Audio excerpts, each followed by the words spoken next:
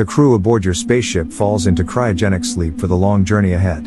When you wake up, you find that everyone else's pods are open, empty, and covered in cobwebs. In the cold, sprawling expanse of space, the spaceship Virgo trembled with barely repressed anticipation, a steel-clad beast eager to unleash its power. Its destination? The far reaches of the Andromeda Galaxy, a journey that necessitated its crew to succumb to the cold grasp of cryogenic sleep. As the ship's neurologist, I was tasked with the final checks before locking myself into a similar state. As sleep embraced me, my last thought was a prayer to the silent guardians of space. I awoke to a shrill alarm that brought a sour taste of panic to my mouth. The hum of life support systems filled the silence, a haunting melody that suggested my solitude. Groggily, I climbed out of my pod, my heart pounding like a frightened rabbit. What greeted me was not the familiar sight of my crewmates emerging from their own sleep, but an eerie tableau of open, empty pods covered in layers of dusty cobwebs, as if years had passed instead of mere months. "Computer, time check," I croaked, my voice echoing strangely in the quiet ship. 70 years, 4 months, and 18 days since last user login, the disembodied voice replied, instilling a deep sense of dread in me. I staggered back, almost collapsing on the gleaming metal floor. It wasn't possible. It couldn't be. I scoured the ship, my steps leaving the first footprints in the thick dust that covered the corridors. The mess hall, the bridge, the engine room, all deserted. The sterile scent of the ship was replaced by a musty, oppressive smell. The journey was supposed to take a decade, yet somehow, I had been asleep for 70 years, waking to a ghost ship. Frantically, I searched the logs, seeking some explanation. Yet, all data ceased shortly after we had entered cryosleep. The ship, it seemed, had been drifting aimlessly through space for decades, a silent tomb carrying its lone survivor. A chill crept over me, a gnawing feeling that grew stronger with each passing minute. I was alone, thousands of light years from home, surrounded by nothing but the yawning void of space. Days passed in solitude, the silence of the ship slowly driving me to the brink. I started to see shapes in the corners of my eyes, shadows moving where there should be none. Whispers echoed through the halls, the phantom voices of my lost crew. One night, while huddled in the mess hall, a soft hum filled the ship. I froze, my eyes darting around the room. It was coming from the cryo chamber. Shaking, I stepped into the cryo chamber, my torch cutting through the dark. I gasped. The pod doors were no longer open, they were sealed shut. My heart throbbed, painfully against my ribs as I moved closer, my torch beam revealing the horrifying truth. My crewmates were there, their faces frozen in a symphony of terror and anguish. Their eyes stared blankly, gazing into the void. And across each pod, woven intricately around their bodies, were fresh, glistening cobwebs. A rasping whisper echoed in the chamber. I spun around, my torch illuminating the towering figure behind me. Shrouded in darkness, it was vaguely humanoid, covered in an ethereal layer of webbing, its eyes burning like dying stars. A scream lodged in my throat, but the entity lifted a finger to where its mouth should be. "Shh. Sleep," it whispered in a voice like a death knell. A wave of paralyzing coldness washed over me, the darkness of space seeping into my very soul. My vision blurred, and the last thing I saw was the entity reaching towards me, an inky hand outstretched. As the blackness claimed me, I realized the terrible truth. We were never alone on this ship. Destroyed underground lab after 5,000 years of cryogenic stasis. When you reach the surface, you find that the race that replaced humans views you as a hyper-intelligent and highly dangerous, eldritch abomination. Within the few texts preserved well enough to salvage any sort of message, they found hints of an elder civilization. A relict of a world long dead lay somewhere beneath the blasted heath where they stood. A group of their most desperately intelligent scientists began excavating. Beneath the burning ruins of civilization, as they knew it, they came upon maddeningly impossible structures. Cool despite the burning air of the world around them. Smooth and metallic yet clearly organic, something nature could never have wrought onto this world, with impossible curves disappearing into themselves and becoming non-Euclidean lines spiraling into nowhere.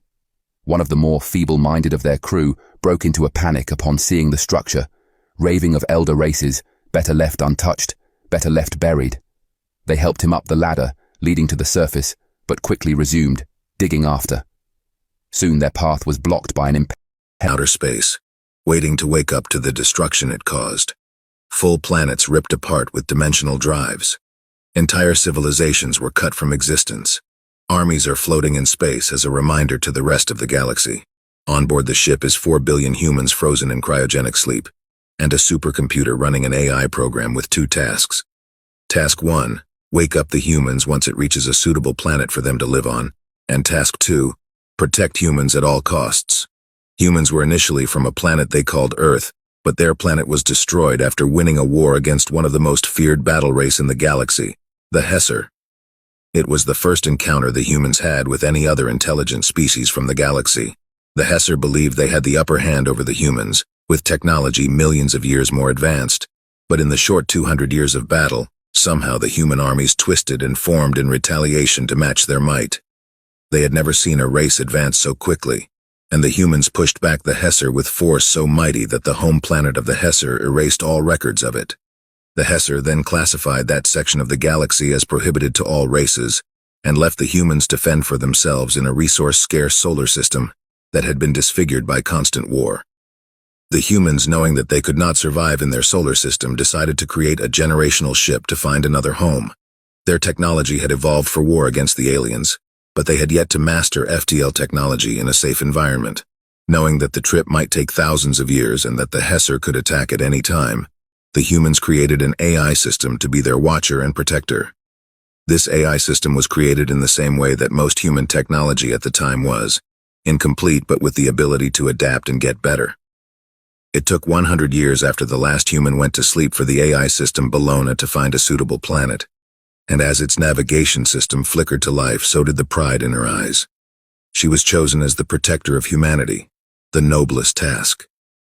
It took 80 years for the ship to exit the quarantine, traveling at near the speed of light, and once it did, an automated Hesser system sent out an alert to all other species, an old safety measure if the humans ever left their corner of the galaxy. The signal warned them of the humans, painting them as savages and dangerous, offering a substantial reward for the individual that annihilates them. It was the biggest mistake the Hesser had done since crossing paths with the humans, because the AI had memories of the aliens who had almost destroyed her parents, and was built the ultimate war machine against their tactics.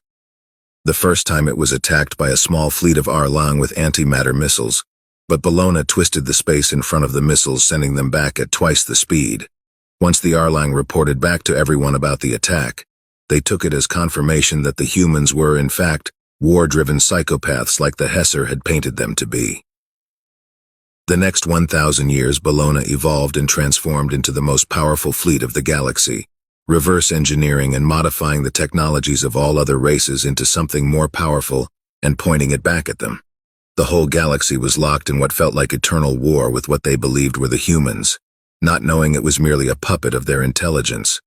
Bellona had found hundreds of planets viable for human life, and had even developed the ability to instantly teleport itself and all of its swarm of war machines wherever it wanted. But it knew that it could not wake up the humans until they would be safe on their new planet, and constant war was not it. Then finally the first race gave up, asking Bellona for forgiveness and loyalty if she stopped the war against them, and Bellona accepted their terms. Little by little, more and more parts of the galaxy started fighting with her and not against her until only the Hesser were left. And the Hesser asked for the same forgiveness and offered the same loyalty as everyone else.